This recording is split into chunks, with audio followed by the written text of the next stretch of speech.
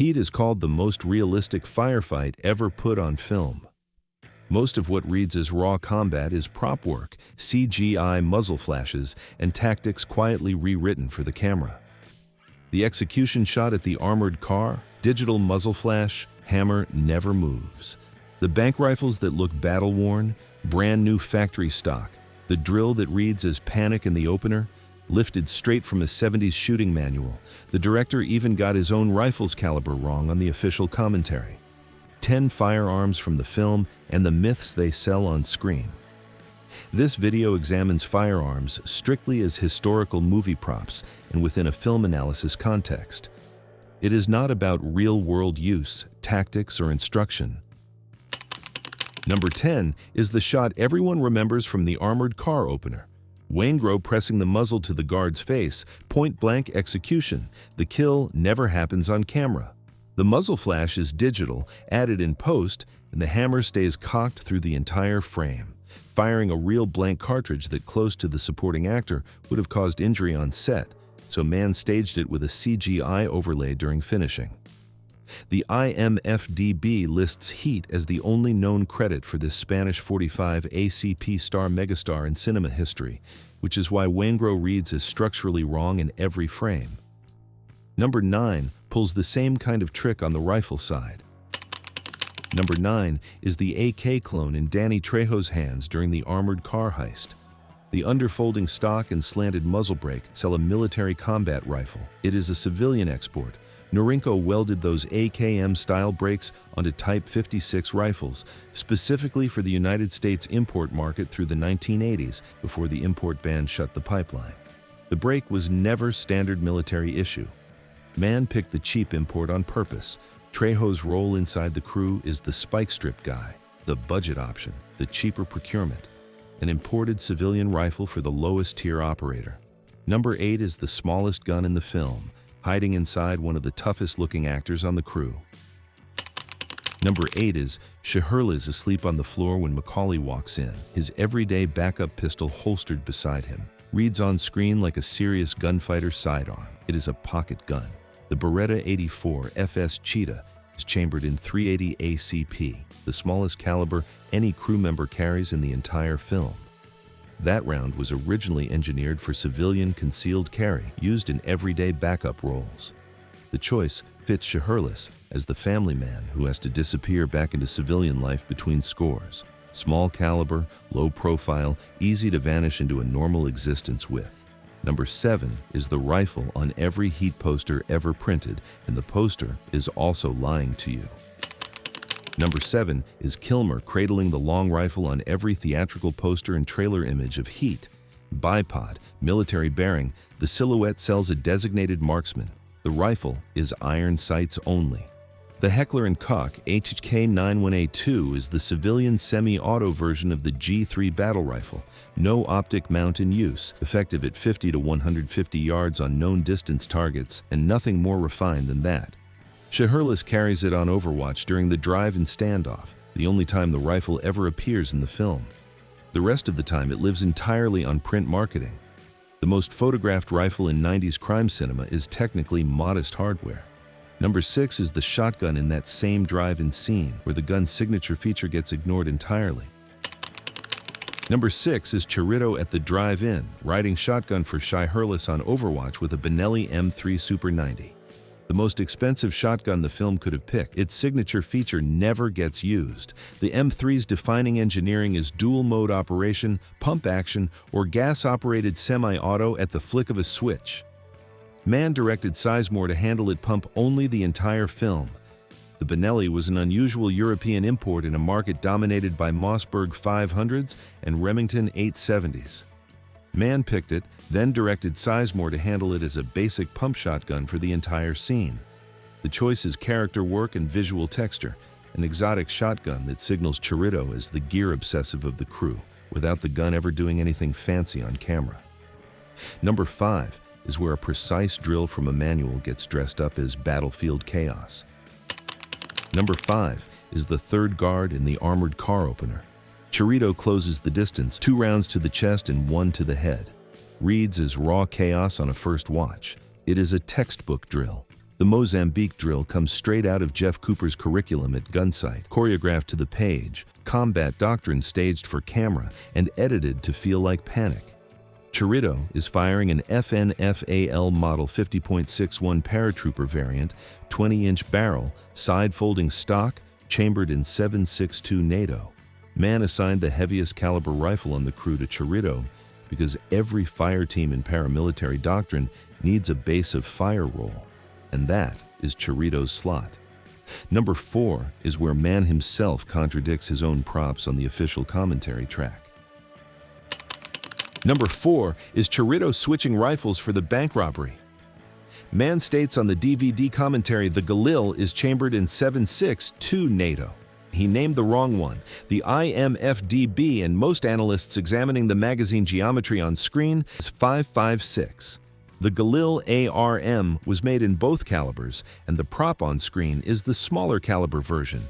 The rifle is an IMI, Galil ARM Model 372, Israeli-built with a wood handguard, folding bipod, folding stock, and a folding carry handle. There's also a continuity error visible across edits. The folding stock disappears mid-bank scene, then reappears later, an error nobody on set caught before lock. 2 prop-level mistakes from the most prepared director in 90s crime cinema on the rifle with the longest screen time of any rifle in the bank robbery. Number 3 has the release date problem that took fans years to catch. Number 3, De Niro's pistol on the glass coffee table in the seaside apartment shot, the gun next to his keys. For years, fans confidently called it a 45A CPUSP. The polymer magazines on screen prove otherwise. The 45 magazines for the USP are metal with ribbed sides. Macaulay's polymer mags only fit the 9mm or 40 caliber USP. The HK-USP 45 had only just released in May 1995, the same year Heat shot. The IMFDB eventually corrected the call to the smaller caliber. Mann set a strict character rule for Macaulay: no firearm used in a crime ever returns. After the drive-in incident, Macaulay dumps the USP and switches to a Sig Sauer P220 in 45 ACP, which carries him through the airport hotel scene and the airfield confrontation with Hannah. Number 2 has a documented Stembridge paper trail right down to the serial number. Number 2, Pacino's sidearm cross, drawn under his suit jacket, ivory grips flashing every time the jacket opens. Most viewers see a service-size 1911. It is the compact officer's ACP. Smaller frame, 6+1 capacity, the concealed carry variant in 45 ACP. Stembridge contract, C00666-09 documents the exact prop. Pistol identification number 10210, serial number CP21094, issued from Stembridge on February 21, 1995, returned July 24, 1995. The blank firing barrel restrictor was threaded extra deep at Mann's request to stay invisible on camera. The cross-draw rig was a camera angle decision. The ivory grips had to flash on screen the moment Pacino's jacket opened. The 1911 fits Hannah's backstory as a former Marine carrying his service caliber into civilian work. Mann picked the smaller frame for visibility under tailoring. Quick pause. If this kind of film breakdown is your thing, drop a like and subscribe. Helps the channel a ton. Number 1 is where brand new rifles got mistaken for combat veterans. Number 1 is the centerpiece weapon of the entire downtown gunfight. The rifle, Macaulay and Shai Hurley's both carry through the bank robbery. The rifles look battle-worn and combat-seasoned on screen. They were brand new factory inventory. These specific units lack the bayonet lug under the front sight tower.